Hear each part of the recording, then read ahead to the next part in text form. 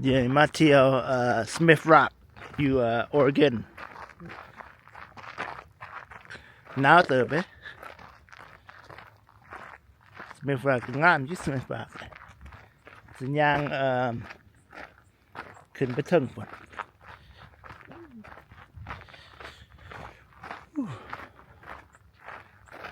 นี่บักโทนี่นี่หนาวบ่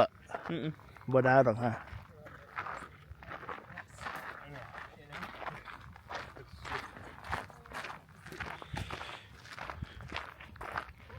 นั่นถึงพุ่นแล้วก็ห้วยน้ำอีลุ่มพุ่น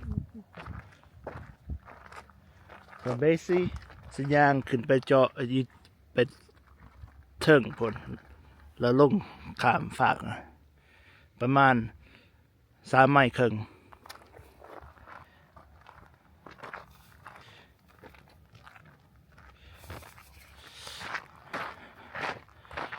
นะบอนพักพรอันนี้ไม่ไกลสโนว์ได้ถึงขาวเลยวินขึ้นห้าท่อน นี่จะขึ้นไปถึงผู้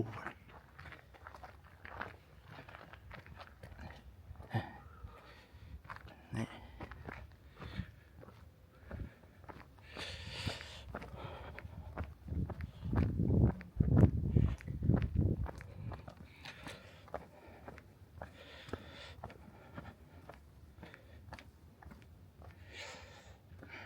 คำบอกอยากย่างขึ้นก็ย่างอ้อมก็ได้นะ ผมจะขึ้นมาแล้วก็ต้องขึ้นตัว มีกันวีเขาเลยทีนั้นเขาขึ้นได้ขึ้นได้ขึ้นได้กันเมืองมึงนี่งามมันนี่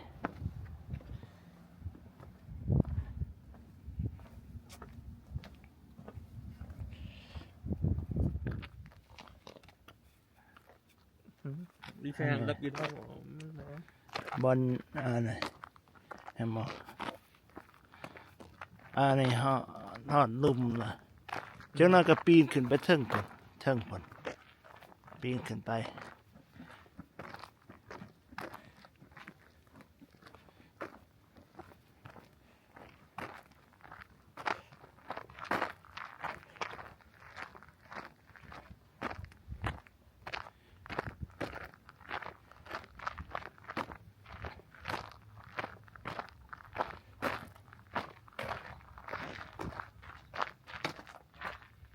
เป็นว่าได้ครับว่า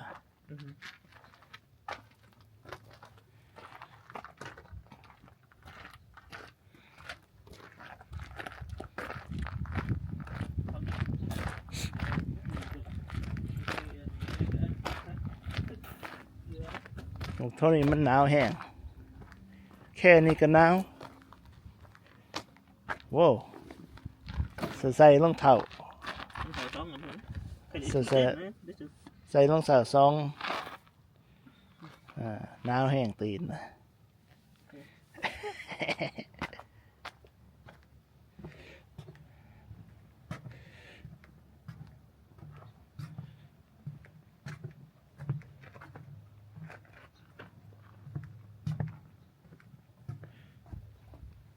หัวหน้า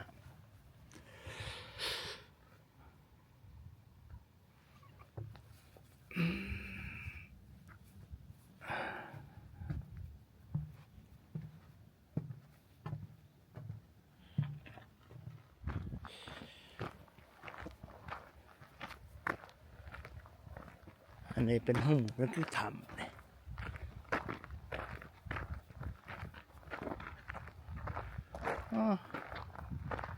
หอนนี่ซื่อๆบ่ได้นะ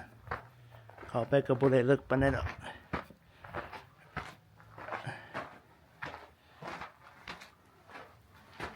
นี่เขาดังไฟเห็นบ่ที่นี่เขาดังไฟมันจึงดำ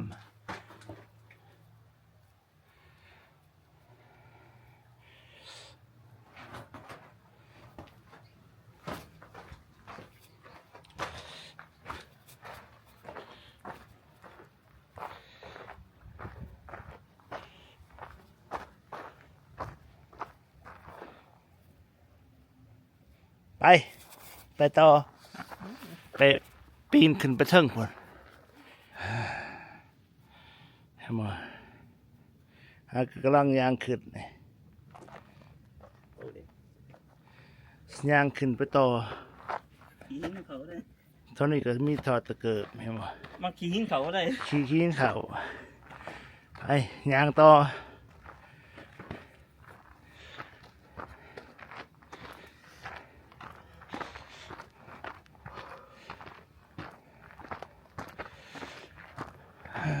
ให้มาขั้นใดนี่ย่างขึ้นไป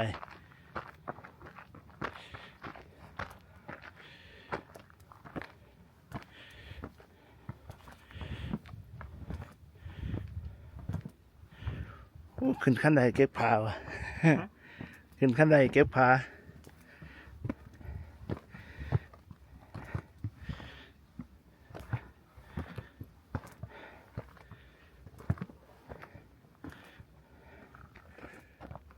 ย่างขึ้นไป แท่งอะไรดิ ขึ้นไปเทิงพุ่น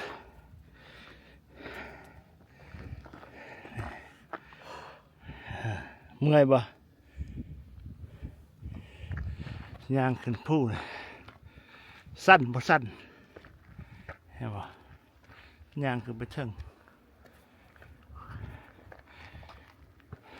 ย่างฮอดครึ่งทางเลยขึ้นไปเทิง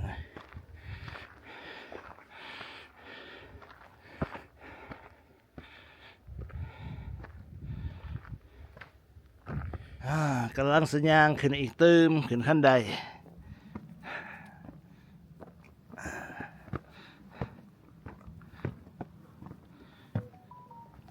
มึงแค่เสือ Yeah.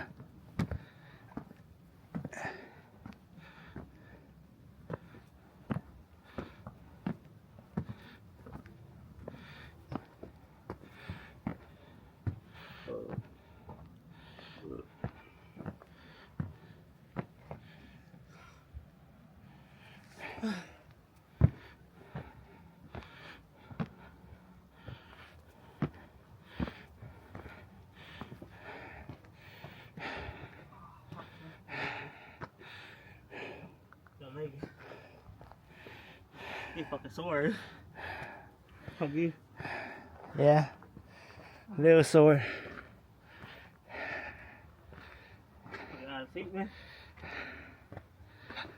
พวกหาไปอะไรนะพี่น้อง Yep.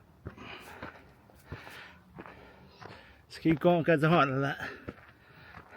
ใกล้จะฮอดแล้ว ไปเท่าเอง ใกล้จะฮอดเทิงว่ะ เก็บอ่ะ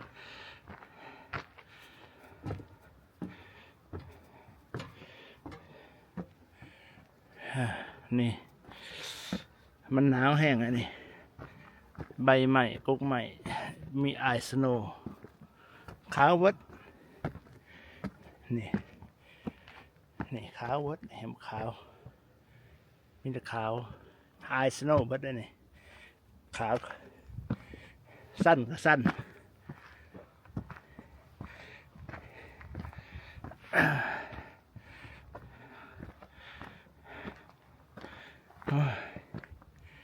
ขึ้น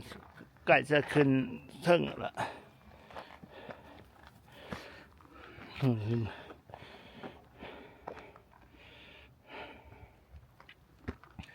ขาวกาดเบิดเป็นไอสโนว์เห็นบ่เบิ่งไกลๆเนี่ย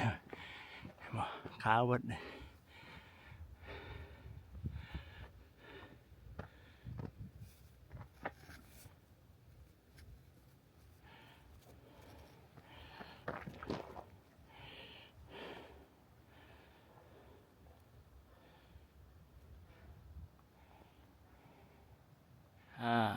นี่กกใหม่นี่ก็ขาวเบิดนี่เท่านี้บักเท่านี้มันจะพักผ่อนมันเมื่อย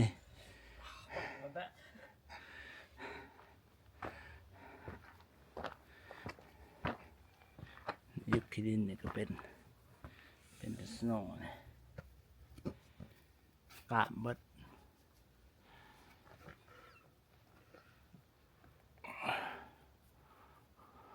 กกใหม่ก็กาบเบิดแข็งเบิด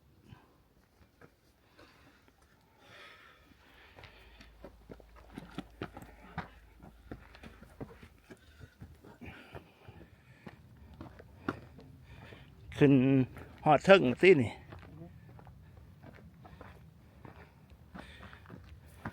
ทั้งไงแต่ อู้เลี้ยวเป็นลงเป็นลุมพุ่นสูงบันไดนี่ขึ้นมาเลย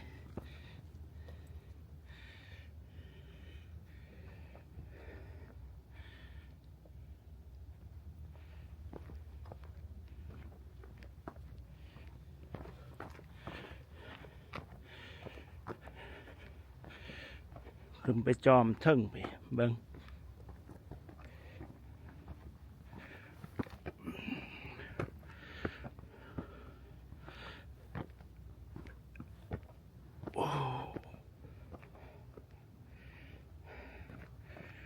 อู้สูงสูงสูงสูง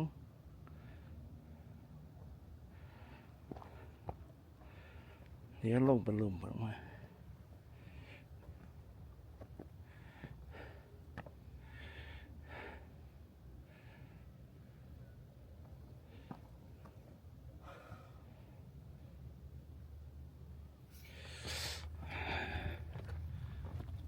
เขาไม่เข้า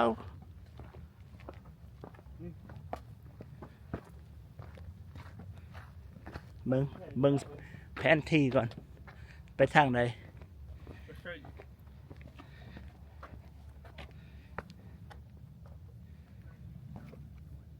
ดีดี จะลงเกือบลงไปได้ยันไปทางนี้บ่ได้นี่ฮอดMisery Trail ตัวนี้ Misery ฮอดขึ้นทั้งจะลงตัวนี้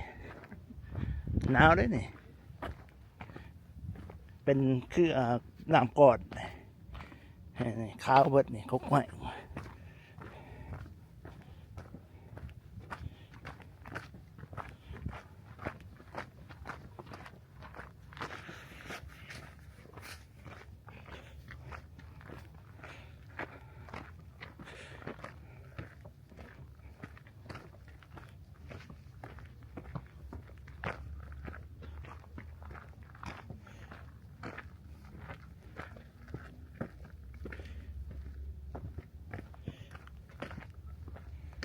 โอเคมีหลายทางไปเนาะ โอ้ไม่ให้นะ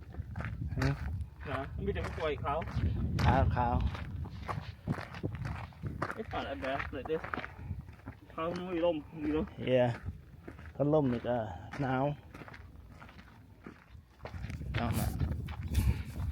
ลงมาจากเทิงคนละลงมาจากเทิงละนี่บักโทนี่นี่ก็นี่เกือบตายย่างขึ้นไปเถอะเพิ่งปูนะเกือบตายนี่ขันอยากกินขันหิวก็กินรถนี่มากยังกระบูหูหรอก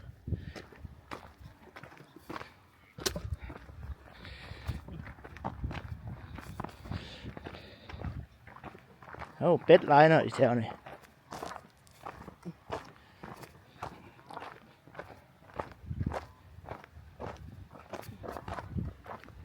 ในเป็ดหลายโตอยู่เป็ดนี่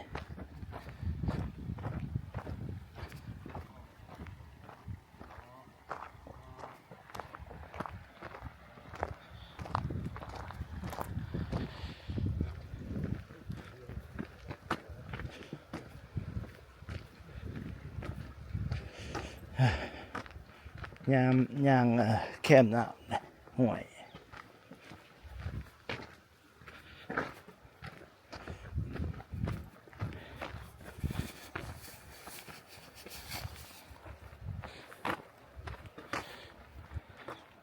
ให้เขาไปก่อนว่า ให้เขาไปก่อนก็ได้ถ่ายข้าวหนึ่งไทยนี่ก็งามกันให้หมด You taking me, right? I said, well, I think Scott has the first right of refusal. ให้หมดครับมีคนงานยางใกล้จะหอดรถละยังมีอีกประมาณไม่หนึ่ง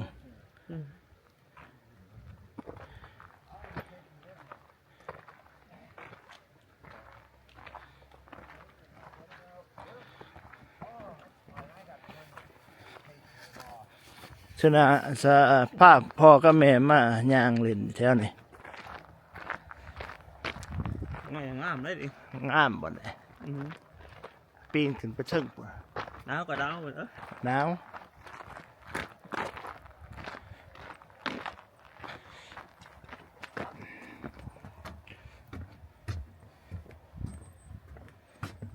กำลังจะมืดนะ จังน้อยก็มืดนี่เดี๋ยวนี้3 ครึ่งเต้ หามุกก็มืดแล้ว 5 โมงก็มืด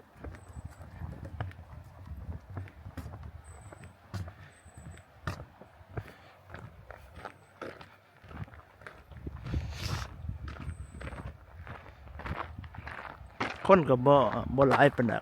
บ่หลายปานใดคาเดียวนี่มันก็หนาว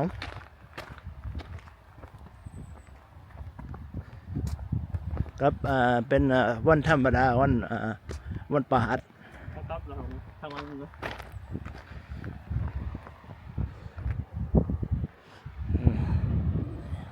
หอยน้ำ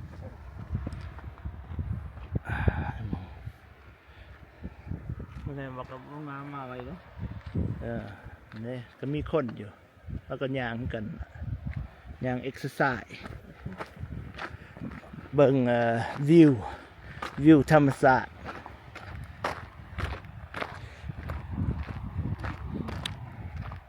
ก็โอเคอยู่แล้วย่างไปสิยากแต่ถ้าวิทย์นั่นล่ะตอนย่างปีนขึ้นไปเชิงพุ่นมันจังยากแน่สนะตอนน่ะ ตัวมอ เดี๋ยวนี้ลงมาแล้วก็โอเคอยู่แล้ว